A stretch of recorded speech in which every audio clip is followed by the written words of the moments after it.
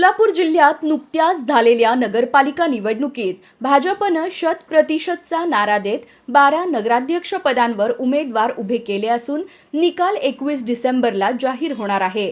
या निकालानंतर भाजपात शहरासह ग्रामीण भागातून मोठ्या प्रमाणात प्रवेश होण्याची शक्यता व्यक्त केली जात आहे। पालकमंत्री जयकुमार गोरे यांनी काँग्रेस राष्ट्रवादीला भगदाड पाडत भाजपाचे बळ वाढवण्याची आक्रमक भूमिका घेतली आहे। जुन्या नेत्यांना बाजूला सारत नव्या नेतृत्वातून पक्ष मजबूत करण्याचा प्रयत्न सुरू आहे। आगामी जिल्हा परिषद, पंचायत समिती आणि महानगरपालिका निवडणुकांसाठी रसद पुरवण्याची क्षमता भाजपाकडे असल्याने विरोधकातील अनेक नेते भाजपात प्रवेशासाठी तयार असल्याचे चित्र आहे। जिल्हा परिषदेत 35 बहुमताचा टप्पा गाठण्यासाठी माळशिरस, करमाळा, माढा, अक्कलकोट आणि दक्षिण सोलापूरमध्ये भाजप आव्हान निर्माण करत आहे। अकलूजमध्ये मोहिते पाटील विरुद्ध भाजपा अशी लढत रंगली होती। दक्षिण सोलापूरमध्ये आमदार सुभाष देशमुख गटाने काही प्रवेशांना विरोध दर्शविल्याने भाजपने सावध भूमिका घेतली आहे।